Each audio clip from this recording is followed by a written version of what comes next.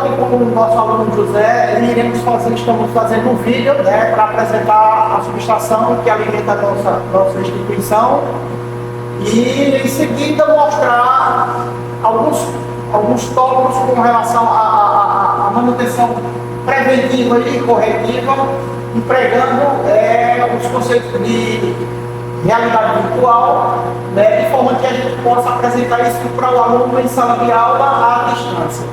Bom, então, inicialmente, quero falar que nós contamos aqui na escola com uma subestação de potência instalada de 1.500 kVA, são dois transformadores operando em paralelo de 750 kVA, com uma previsão de ampliação, né, para mais 750 kVA. Bem, nossa entrada de energia ela é externa, né?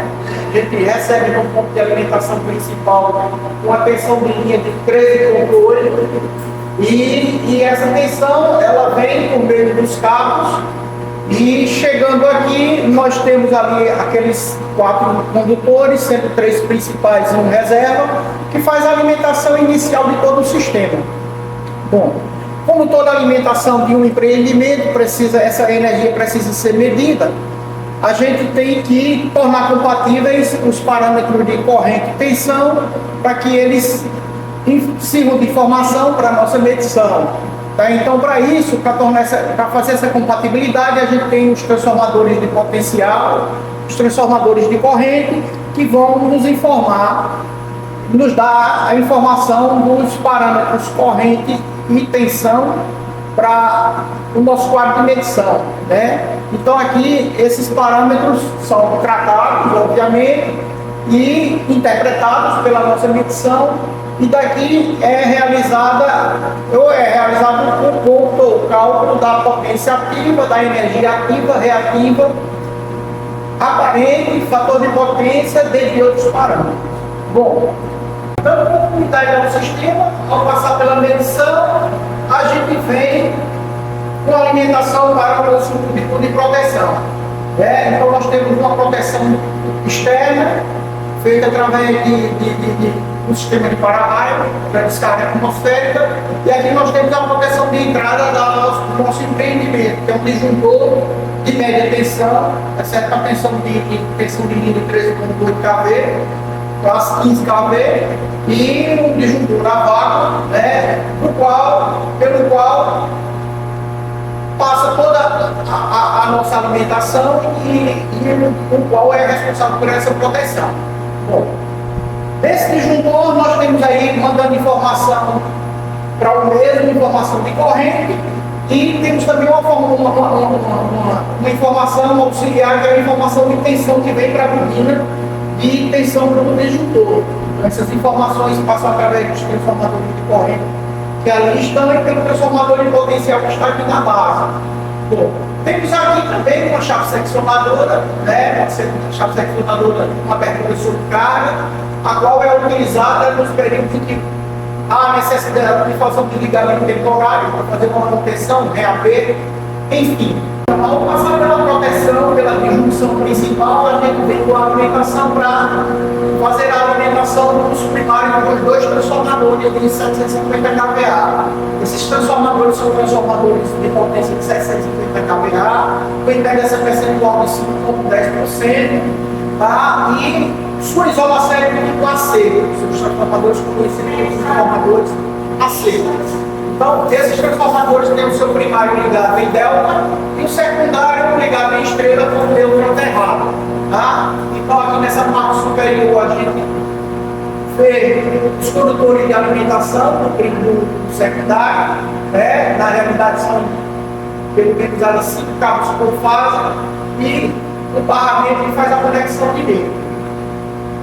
No lado de alta, como dá para se ver, a ligação interna da bobina é feita através de barramentos, né, barramentos de cobre, e que a gente entra com a tensão de 13,8 e a gente sai com a tensão no secundário de 220/127. Bom, a proteção desse transformador é feita por fusível de média tensão, do tipo HH, uma série de fusíveis de subcorrente, e faz a proteção do circuito. E temos antepor blocos fusíveis e mais uma chave de seccionamento do tipo abertura sobre carga. Na saída desse transformador, nós temos os condutores de alimentação que adentram nessa canaleta do tipo de alvenaria, tá certo? Que vai alimentar dois disjuntores de baixa tensão do tipo a vácuo e que aí faz a proteção dos barramentos principais do quadro geral de força. Dando prosseguimento, de forma idêntica, nós temos um outro cubículo de transformação, formado um transformador com mesmas características do anterior, que vem alimentar também o barramento do quadro geral. Detalhe, esses transformadores operam em paralelo só alimentam cano primário, os secundários eles alimentam barramentos distintos. Então a gente não tem aí um somatório de 1.500, a gente tem 750 kV para cada barramento em separado. Bom, e aqui nós temos o terceiro cubículo, que é o cubículo reserva, que atualmente temos uma chave seccionadora que alimenta um circuito que vai, por sua vez, alimentar uma subestação aérea que fica próximo ao setor da biblioteca. Bom, saindo do secundário desses transformadores, a gente vem para o quadro geral de força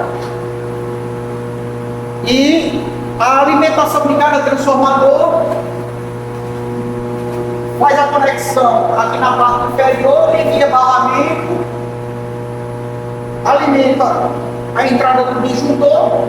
Do disjuntor ele volta para alimentar o barramento de distribuição de energia. Então isso é feito com a disjunção e proteção de sobrecorrente e curto-circuito, sobrecarga e curto-circuito com relação ao transformador trafo 1, como também da mesma forma acontece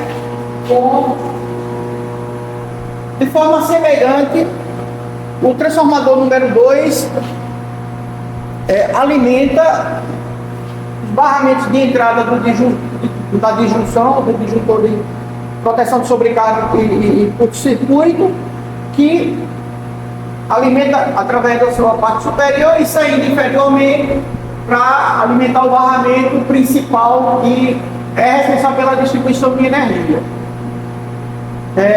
Então, vê-se claramente ali, a gente tem as fases RST, embaixo nós temos o barramento de neutro e temos o barramento de terra. Certo?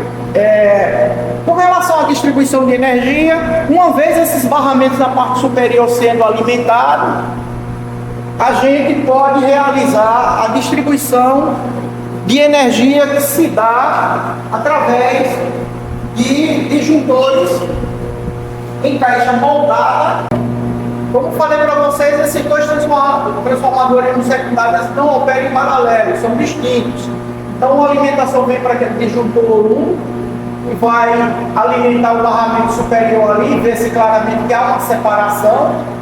E o outro transformador alimenta esse disjuntor 2 que faz a alimentação desse barramento, alimentação e proteção, e daqui a gente faz a distribuição de energia. Então, na distribuição nós temos disjuntores de correntes distintas aí, e a partir desses disjuntores saem os circuitos que irão para a entrada de blocos da nossa instituição. Cada bloco tem um quadro na entrada do bloco, um quadro de distribuição, e desse quadro saem as alimentações para os quadros internos, aí salas e laboratórios. Então, todo esse sistema compõe a alimentação de nossa instituição e, com o objetivo de conhecer esses pontos de alimentação, a gente tem como informação de quais as regiões em que normalmente a gente efetua uma análise ou um estudo de termografia, no sentido de avaliar a presença de pontos quentes. Bom, os pontos quentes, eles existem normalmente nos pontos em que a gente faz uma conexão. Então, existe uma conexão, a gente tem um provável, pode acontecer a existência de um ponto quente. Isso vai depender de alguns fatores. Fora as conexões, a gente também pode ter a presença de pontos quentes no interior de equipamentos, de motores elétricos, em contatos de chaves, em contatos de disjuntores, em contatos de contadores, dentre outros equipamentos. Então a presença do ponto quente ele existe dado a uma resistência de contato que vai haver sempre que nós fazemos um contato. Que seja um contato de um cabo a outro, de um cabo a um barramento, de um cabo a uma chave seccionadora, de um cabo a um disjuntor, ou então dos contatos, da resistência de contato que vai existir entre os contatos fixos e móveis de chaves, contadores, disjuntores e outros equipamentos. Assim como também a gente pode ter problema de correlação a pontos quentes no interior de um transformador desse. Então, onde há uma conexão, a gente pode ter a presença de um ponto quente. Então, a presença do ponto quente, o ponto quente vai existir a partir do momento em que a gente tem uma má conexão. Tá? Ou pode existir uma boa conexão, mas com o passar do tempo, essa conexão pode apresentar uma elevação na sua resistência de contato. A exemplo como no caso da conexão de um barramento desse em um disjuntor, que seja no ponto de alimentação ou no ponto de carga. Aí a conexão é feita tipo parafuso, você tem um barramento e um parafuso apertando. Com o processo de carga e descarga, ou de elevação de corrente e redução de corrente, que ocorre normalmente na operação do sistema, quando o sistema está ligado, ele está absorvendo ou está circulando um determinado valor de corrente. Quando esse sistema é desligado, ou então quando diminui a condição de carga, essa corrente diminui. Então a gente pode ter o processo de aquecimento, quando a corrente se eleva, e o processo de resfriamento, quando essa corrente vem a diminuir ou quando o sistema é desligado. E esse processo vai causando um afrouxamento, entre aspas, vamos dizer assim, nas conexões. Afrouxando uma conexão dessa, a gente vai ter uma elevação da resistência de contato e, em consequência, uma maior dissipação de calor, porque potência de dissipação é função da corrente e função da resistência. Elevando esse aquecimento, a gente, como se trata de conexões de metais, vai haver, pelo princípio da termodinâmica, uma transferência de calor danificando estas conexões.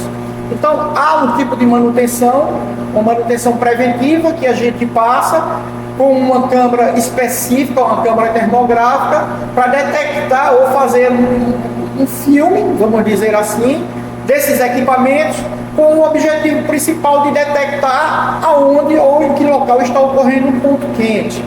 Dependendo dessas temperaturas apresentadas na câmara, a gente pode se prevenir ou pode promover ou programar uma manutenção preventiva nos casos em que a gente perceba o princípio do problema, ou corretiva quando o problema já está instalado, tá certo? Então, nesse sentido, um projeto como esse, com uma realidade virtual, permite com que a gente faça inicialmente uma filmagem, né, em que a gente pode ter um robô com essa câmera fazendo a captura das imagens, e isso a gente pode fazer de uma forma que você não tenha um contato mais próximo com os equipamentos que estão energizados.